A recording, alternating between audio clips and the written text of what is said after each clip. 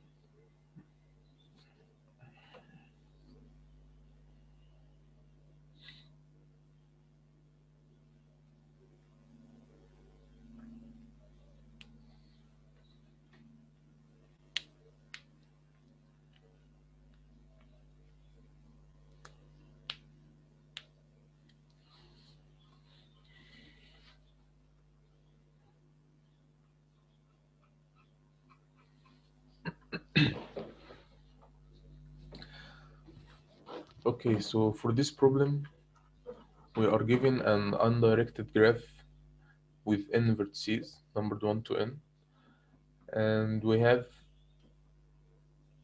exactly n edges. So for each edge, for each I from 1 to n minus 1, there is an edge from vertex I and vertex I plus 1. So there is an edge from 1 to 2, 2 to 3, 3 to 4, until n minus 1 to n. Okay, so these are n minus 1 edges here. And for the nth edge, there is an edge between vertex x and vertex y. Okay, and here in the constraints, x plus 1 is smaller than y. So the distance between x and y without the edge connecting them directly is at least 2. Okay, so x could be 1 and y could be 3, but it couldn't be 2.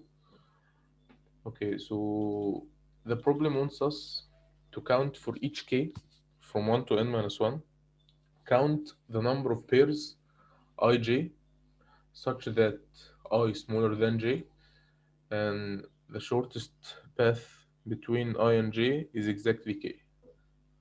Okay, okay, so let's see an example here.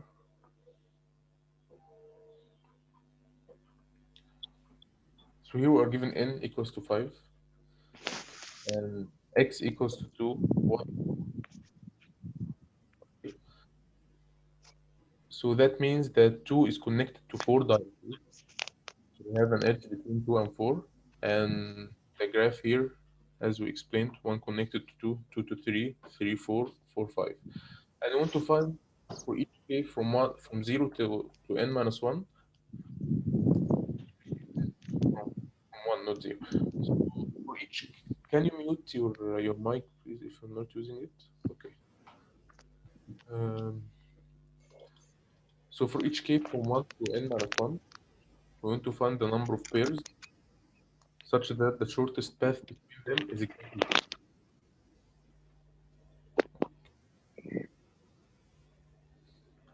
Let's let's see for k equals to 1. So for k equals to 1, we have we have 5 pairs here as the sample output. These 5 pairs are 1, 2, 2, 3, 2, 4, 3, 4, 4, 5. Okay. This 1, 2, 3, 4, 5. These are 5 pairs. And for k equals to 2, so we want to know the number of pairs such that the shortest path between them is exactly 2. We have from 1 to 3. This is 2. And let's see here for the example. So 4 pairs. Yes, we have from 1 to 3. And we have from 1 to 4. The shortest path is exactly 2. And we have from 2 to 5. Shortest path is 2. And we have from 3 to 5. So here is it. n minus 1, we don't have a pair with shortest path exactly n minus 1. So n minus 1 here is 4. We don't have a pair with the shortest path exactly 4. The farthest one of the pair.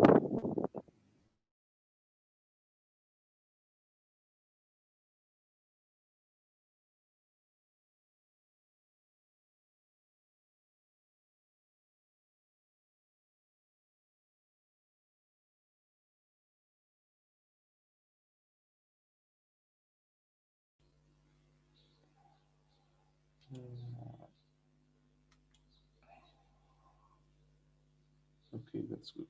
Okay.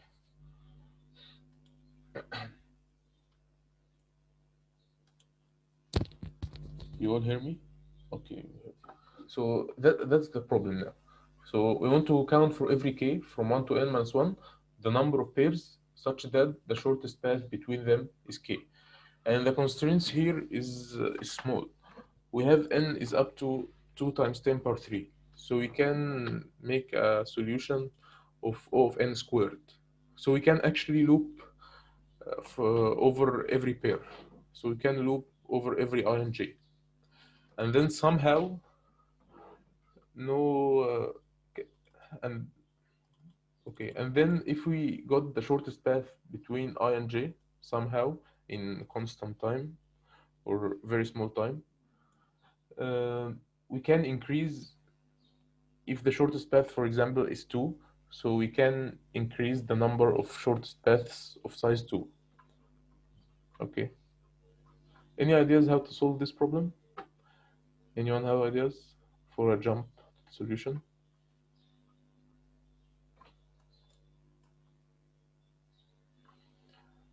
Okay, it's a small observation here. So since we said that x is smaller than y, observe that let's take any random I and any random j. Okay, so we now looped over all pairs I and j, and we are now at random I and random j. Let's make it abstract here without actually looking to the graph.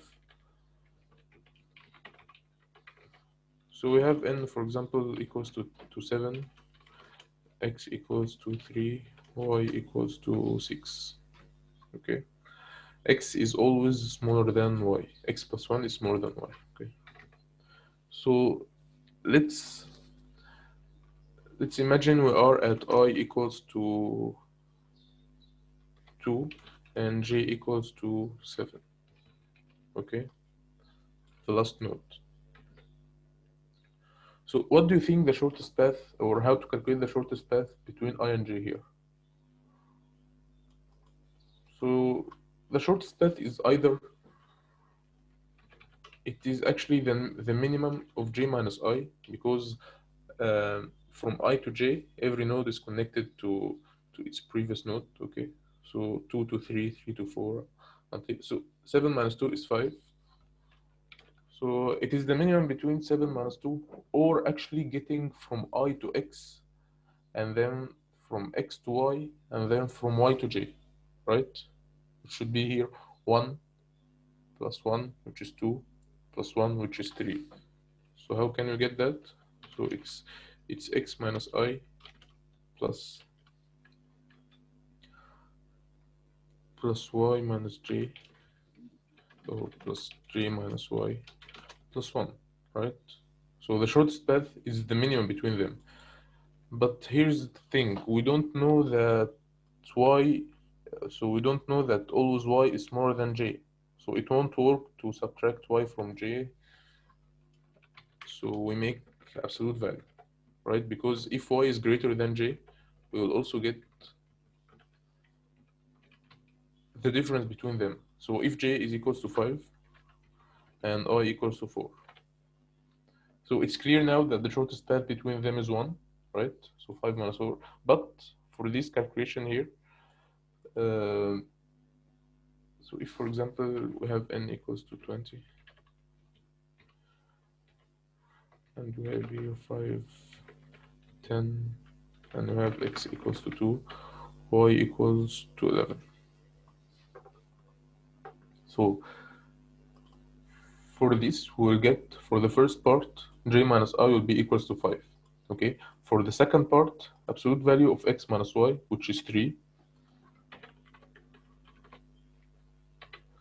So this is 3 plus absolute value of j minus y, which is 1, plus 1, which is also 5, right? But let's make this 11.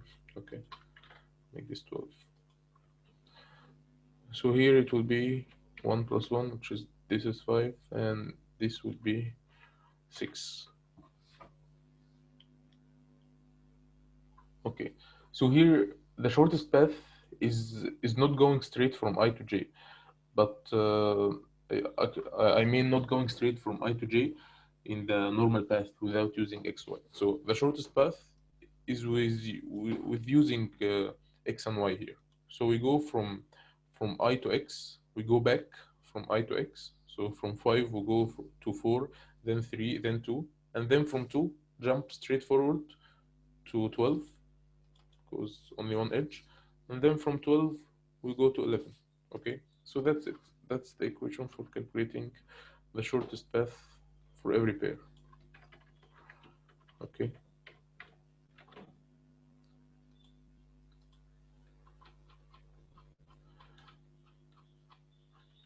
let's take the input and implement it right away.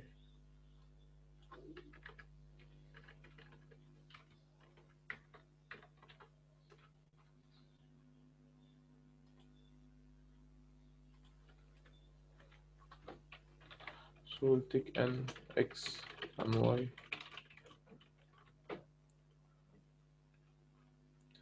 and that's it. So when we know the shortest path between some pair I and j, okay, let me say that. So we want to print the number of shortest paths for every k, from 1 to n minus 1, right? So we'll make an array called answer of size n.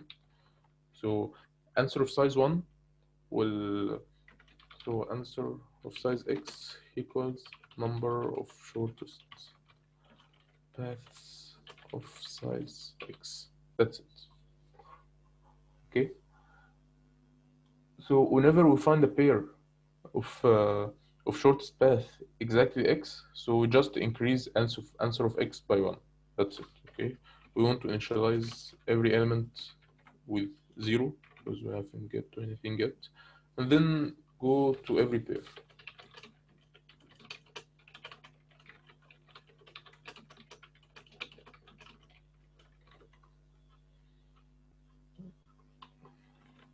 Okay, go from 1 to j equals to I plus 1. So now we loop from every pair, so from I to n, and from I plus 1 to exactly n. And here the current path, so int current equals minimum between j minus I or absolute value of x minus I plus absolute value of y minus j plus 1, and then answer of current plus plus. Okay, and then we'll print for every k from 1 to n minus 1.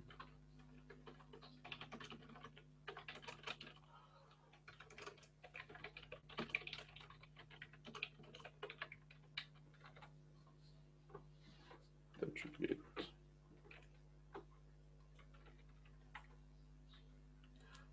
Okay, let's try.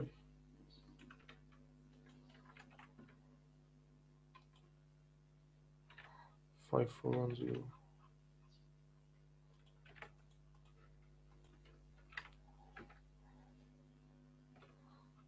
3, 0.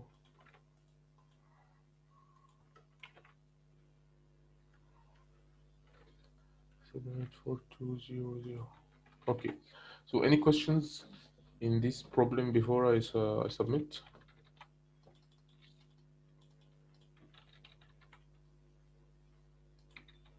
Okay, let's submit. Let's try the last one.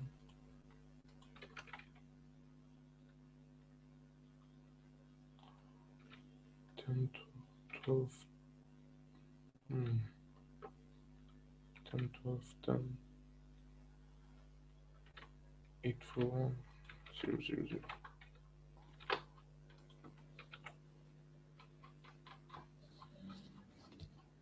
Hamad, can you walk through the code once with the graph? Little bit confusion. Sorry, can I walk through what? Uh, from the graph point of view. Okay. Okay. So I'll say it another time with graph point of view.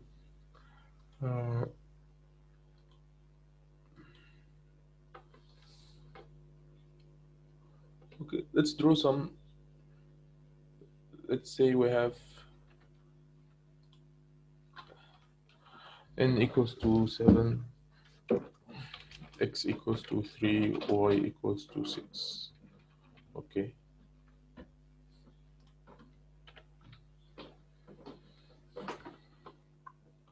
So then by this we'll draw 7 nodes. 3, 4, 5, 6, 7. Okay.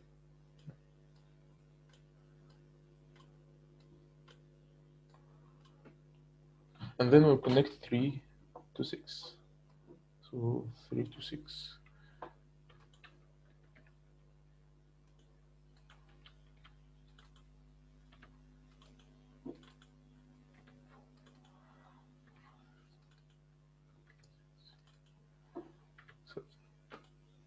Okay. So here is the graph. Okay. So let's say, for example, we have, so I said that we looped through every pair. Let's hide this at.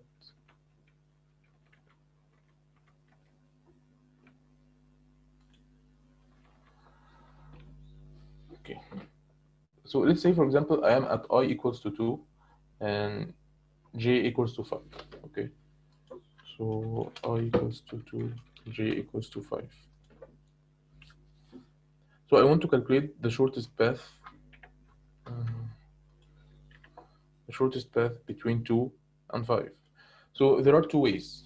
The first way is going from 2 to 5 straight in the normal ways here with the 2 to 3, then 3 to 4, then 4 to 5, which will be 3. So we have one possible way, which is 3. And then the other way is with actually using x and y. So the only way, it turns out that the only way to efficiently use x and y is going from I to X and from J to Y. Why? Why is that? Because Y is always greater than X, and we are standing at I and J with J always greater than I, right? So we'll go from the greater node to Y and from the smaller node to X. And then of course go from X to Y in one step. So we can go from 2 to 3 here, and then from 3 to 6. So, 2 to 3, we'll use this edge, okay, which is 1. And then from 3 to 6, another one. And then from 6 to 5, another one. So we have 3 here, okay. Let's see another different example.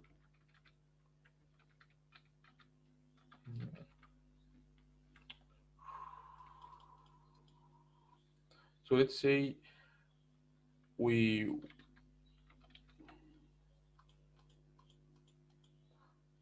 are at I equals to 2 and j equals to 7, or we are at I equals to 4 and j equals to 7. Okay, so it will be the same thing. So from I equals to 4, j equals to 7, we either go 3 steps here, 4, 5, 6, 7, 3, or go from I to x, which is from 4 to 3, which is 1, and then from 3 to 6, another 1, and then from 6 to 7.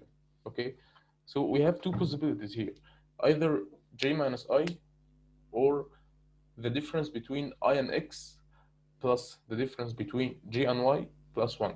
Okay, that's the only two ways we can get the shortest path. Did you get that now? Yeah, understood. Clear. Okay.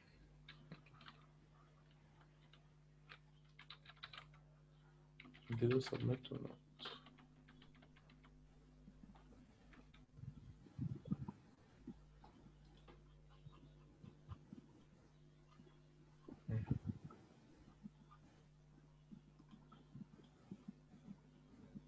Ahmad, where can we get this question if we want to practice later? This particular question? Yeah. So it's on @coder. I sent you the link here in the chat. Okay. Could you find it? Sorry, I joined late. I think in the chat I could not find it. The link on the chat, I sent it.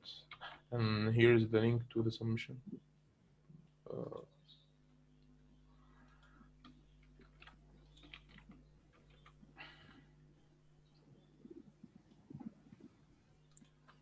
And also I sent the link to my submission here in the chat. Okay. Let's jump to the next problem.